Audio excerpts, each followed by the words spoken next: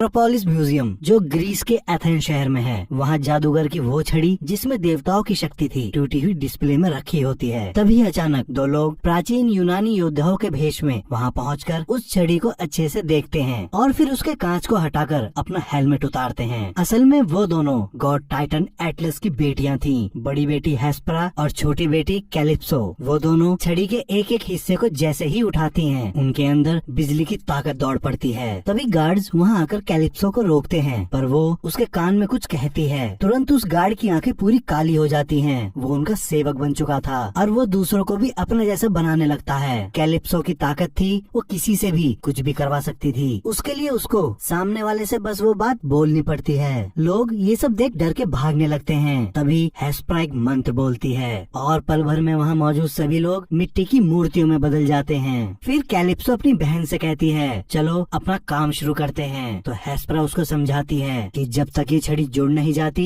तब तक इस दुनिया का सूरमा हमसे ज्यादा ताकतवर है और वो हमको आसानी से हरा देगा। इधर बिली शेज़ैम के रूप में अपने दिमाग में उठ रहे सवाल और जवाबों को एक डॉक्टर के सामने रखता है और जब उस डॉक्टर को बोलने का मौका मिलता है तो वो बताता है, मैं दिमाग का नहीं बल्कि बच्चों का डॉक्टर हूँ। तो बिली डॉक्टर से कहता है, आतंकवादियों ने कुछ लोगों को बंधक बना रखा है, इसलिए मुझको यहाँ से अब जाना होगा। और कहकर सीधा अपने घर आकर यूजीन के साथ मिलिट्री रेस्क्यू वीडियो गेम खेलता है। उसके बाद फ्रेडी और बिली को ब्रिज पर हुए हादसे का पता चलता है। फिर वो अपने मम्मी पापा से बाहर घूमने जाने को पूछते हैं, पर बिली अपनी मॉम को हमेशा नाम लेकर बुलाता है। तो बिली का पिता उसकी माँ से कहता है, एक दिन वो तुमको माँ जरूर कहेगा। सभी बच्चे घर के बाहर आकर एक साथ शज़ैम बोलते हैं। तभी बिजली उनके ऊपर कड़कती हुई गिरती है और वो सब सुपर हीरो बन जाते हैं। इधर ब्रिज पर एक कार एक्सीडेंट की वजह से पूरा ब्रिज गाड़ियों से भर जाता है और गाड़ियों के वजन की वजह से वो ब्रिज टूटने लगता है। इससे पहले किसी की वहाँ जान जाती, सभी सुपर हीरो वहाँ पहुंचकर लोगों को अपने अपने तरीके से बचा लेते हैं। इधर घर में उनका पिता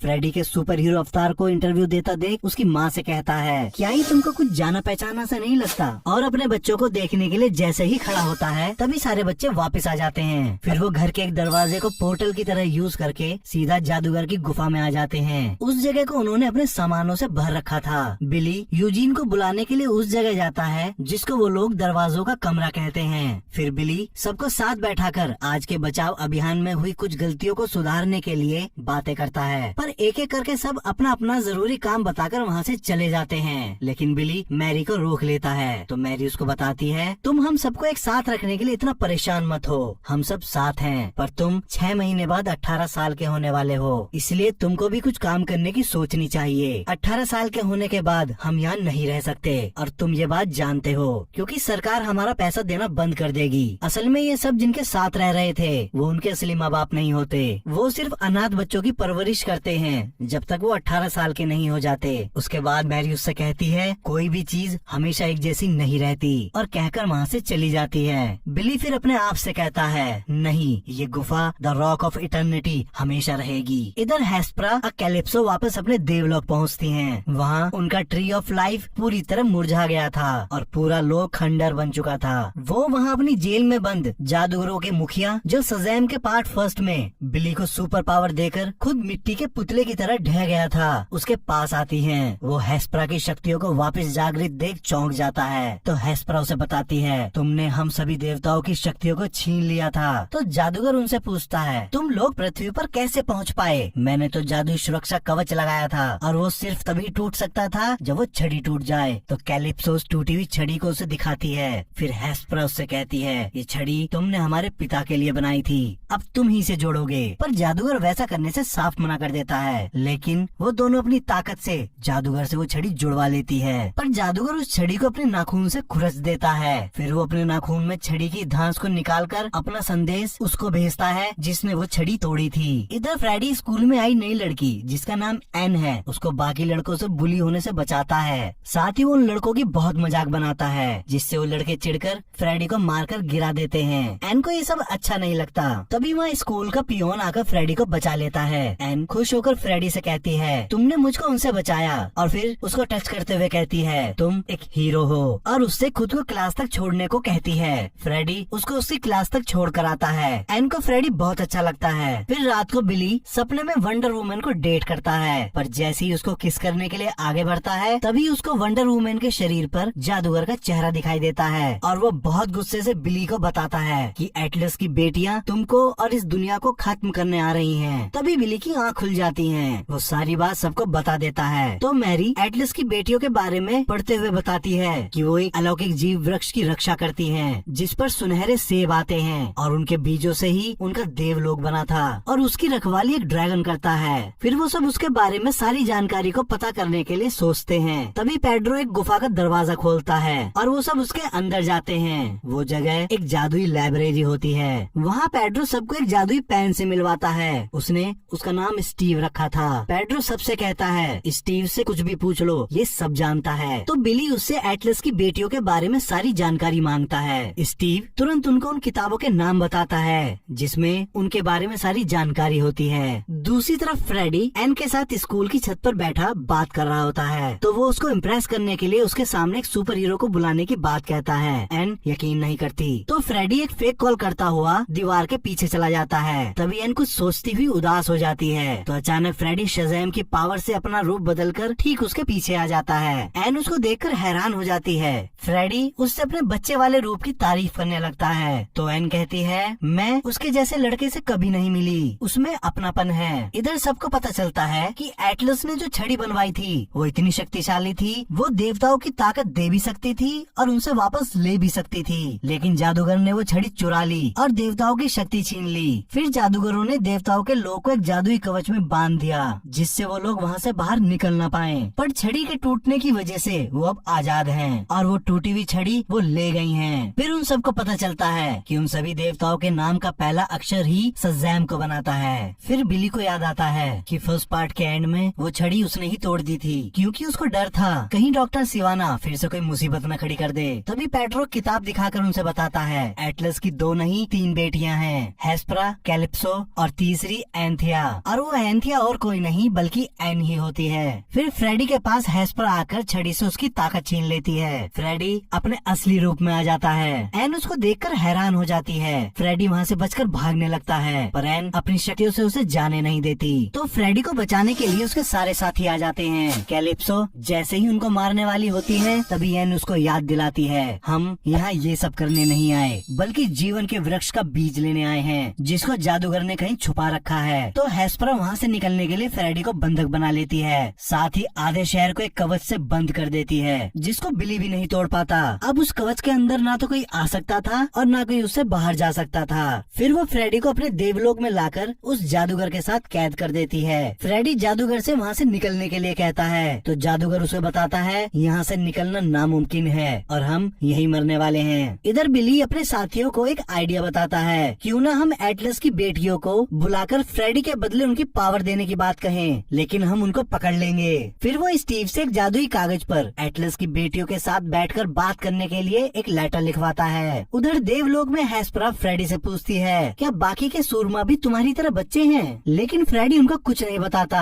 तो कैलिप्सो अपनी पावर से उन सूरमाओं का नाम पूछती है, लेकिन फ्रेडी की विल पावर देखकर हेस्परा हैरान हो जाती है, क्योंकि वो कैलिप्सो की पावर से अंतर्युद्ध करता हुआ आखिरी में नाम बताता है। तभी बिली का उसके साथ बातचीत करने का प्रस्ताव हेस्परा को मिलता है। वो तैयार हो जाती है, पर वो जादूगर और फ्रेडी को अपने तहखाने में बंद करवा देती है। वहाँ उन दोनों को वो ड्रैगन मिलता है जो देवलोक के बगीचे की रक्षा करता था। उसके सामने आने से उन दोनों के अंदर जैसे डर का तूफान उमड़ पड़ता है। इससे पहले वो ड्रैगन उन्हें मार दे, एन जादूगर और फ्रेडी को अपनी पावर की वजह से बचा लेती है और फ्रेडी को बताती है इस ड्रैगन की ताकत ही यही है। वो अपने रोम रोम से डर उगलकर अपने शिकार के दिल में डर का तूफान पैदा कर देता है। फिर एन उन दोनों को वापस पृथ्वी पर जाने के लिए गुप्त रास्ते का पता बताती है। तो फ्रेडी भी उसको टच करके उसको हीरो बोलता है। इधर पृथ्वी लोक पर हेस्परा बिली से मिलने आती है, लेकिन उन दोनों की बहस हो जाती है। तभी कैलिप्सो पीछे से आकर पेड्रो की शक्ति छीन लेती है। इस वजह से उन सब में लड़ाई शुरू हो जाती है, पर वो सब मिलकर हेस्परा को बंदी बनाकर जादूगर की गुफा में ले जाते हैं। पर वो वहाँ मौका पाकर वहाँ से निकलकर काले सेब को उठा लेती है, जिसको बिली ने पेपर वेट की तरह वहाँ रखा था। हेस्परा सेब लेकर अपने लोक आ जाती है और एक मंत्र पढ़ती है, तो वो सेब तुरंत सुनहरा हो जाता है। फ्रेडी और जादूगर उसको देख लेते हैं, तो फ्रेडी चुपचाप वो सेब उठा लेता है, लेकिन आवाज होने की वजह से वो तीनों उसे देख लेती हैं। तभी बिली वहाँ आकर उन तीनों का ध्यान फ्रेडी से हटा देता है। फ्रेडी तुरंत अपनी स्टिक से छड़ी को छूकर शज़ैम बोलता है और उसको उसकी ताकत वापस मिल जाती है। फिर वो सेब को लेकर बिली और जादूगर के साथ बचकर वहाँ से निकल जाते हैं। कैलिप्सो अपने ड्रैगन को जगा देती है और उनका पीछा करती हुई ड्रैगन के साथ उनके घर से निकलकर पृथ्वी पर आ जाती है। कैलिप्सो फ्रेडी की शक्तियाँ फिर से छीन लेती है, पर मैरी तभी उस सेब को लेकर उड़ जाती है। कैलिप्सो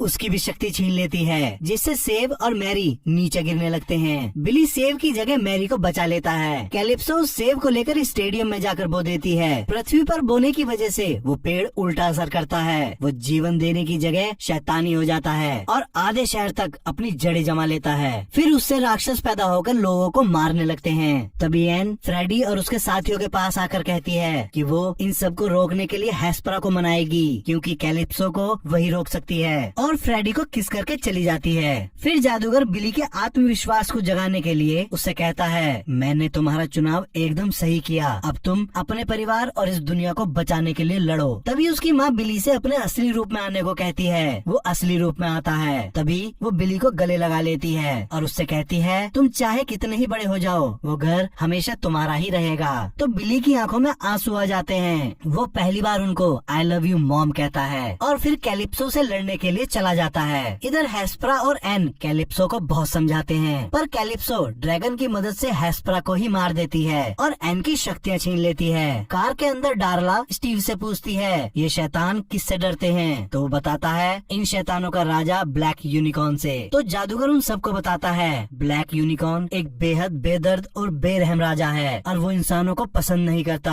डार्ला फिर से स्टीव से पूछती है उसको क्या पसंद है। तो स्टीव बताता है, अंधेरी गुफा और अमृत। तभी डार्ला को एक आइडिया आता है, तो सभी डार्ला के साथ ब्लैक यूनिकॉर्न को ढूंढने निकल पड़ते हैं। लेकिन फ्रेडी को आम लोगों के साथ एन जाती हुई दिखाई देती है, तो वो उसके पीछे चला जाता है। दूसरी तरफ बिली कैलिप्सो से लड़ रहा होता है, तो उसे पता चलता है कि जादुई छड़ी सारी ताकत अपने अंदर सोख रही है। इधर डार्ला सबको लेकर ब्लैक यूनिकॉर्न की गुफा के सामने आ जाती है। फिर वो उसको आवाज लगाती है। ब्लैक यूनिकॉर्न उसकी आवाज सुनकर भागता हुआ उसकी तरफ आता है। तभी डार्ला उसके सामने स्किटल्स जेम्स फेंकती है। ब्लैक यूनिकॉर्न उनकी महक से एकदम रुक जाता है और उनको खाता है। डार्ला उसको अपने हाथ से भी वो जेम्स खिलाती है। तभी वो एक आवाज निकालकर बाकी सभी ब्लैक यूनिकॉर्न्स को बुला लेता है। जादूगर ये सब देखकर हैरान हो जाता है। तो डार्ला बताती है कि बस यही एक चीज थी जो अमृत के जैसी है। फिर वो सभी यूनिकॉर्न्स पर सवार होकर दानव और दैत्य को मारने लगते हैं। बिली हेस्परा के पास पहुंचता है और उसको बिजली का झटका देकर होश में लाता है और उससे कहता है, मेरे पास एक आइडिया है, मैं छड़ी में इतनी बिजली भर दूंगा कि जिससे वो फट जाए। तो हेस्परा कहती है, इससे उसका बना सारा जादू खत्म हो जाएगा और सब फिर से ठीक हो जाएगा। तो बिली उससे कहता है, आप बस अपने इस कवच को छोटा करके उस पेड़ तक सीमित कर दो।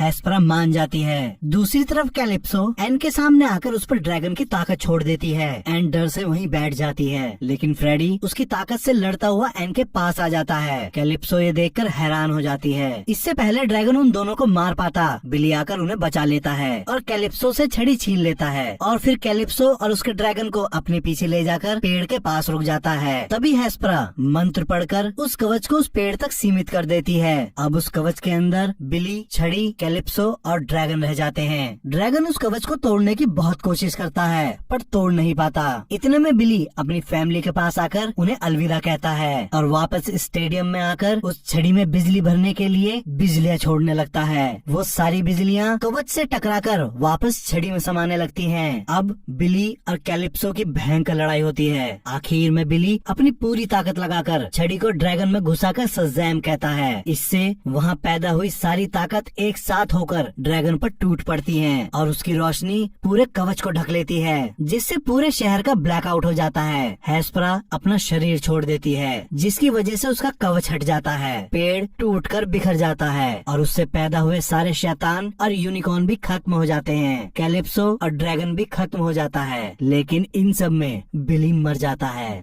फिर वो सभी बिली के शरीर को देवलोक लाकर देवताओं के जैसा उसका अंतिम संस्कार करते हैं। तभी डार्ला कहती है, यहाँ फूल होने चाहिए। तो जादूगर बताता है, छड़ी का जादू खत्म हो गया है और अब इसमें वही शक्ति भर पाएगा जिसमें देवताओं का अंश हो, पर अब ऐसा कोई नहीं बचा। तभी वंडर वुमन वहाँ आकर कहती है, अभी एक है, और वो जादूगर से छड़ी लेती है और वो जैसे ही उस छड़ी को जमीन पर मारती है, उस छड़ी में शक्ति भर जाती है, क्योंकि वो खुद भी ज्यूस की संतान थी। छड़ी की शक्ति वापस आ जाने की वजह से देवताओं का बगीचा और उनका जीवन का पेड़ फिर से हरा भरा हो जाता है। एन की भी पावर वापस आ जाती है और तभी बिली अपनी कब्र फाड़ कर निकलता है। उसको जिंदा देखकर सभी उसे गले लगा लेते हैं। तभी बिली की नजर वंडर वुमन पर जाती है। वो उसके साथ फ्लर्ट करने लगता है। तभी वो जाने लगती है तो बिली कहता है मेरे अंदर ज्यूस की ताकत है, इसका मतलब ये नहीं कि हम भाई बहन हैं। तो वंडर वुमन उससे कहती है दुनिया को बचाने पर ध्यान दो बेटा, और कहकर वहाँ से चली जाती है। अब सब लोगों को वापस उनकी पावर्स मिल जाती हैं। एन उनके साथ उनके घर रहने लगती है। फिर जादूगर वहाँ आकर अपनी छड़ी लेकर वापस जाने लगता है तो बिली उसे रोककर उससे अपना सुपर हीरो वाला नाम पूछता है। तो जादूगर उसे बताता है तुम्हारा नाम है शज़ैम, और मूवी यहीं खत्म हो जाती है।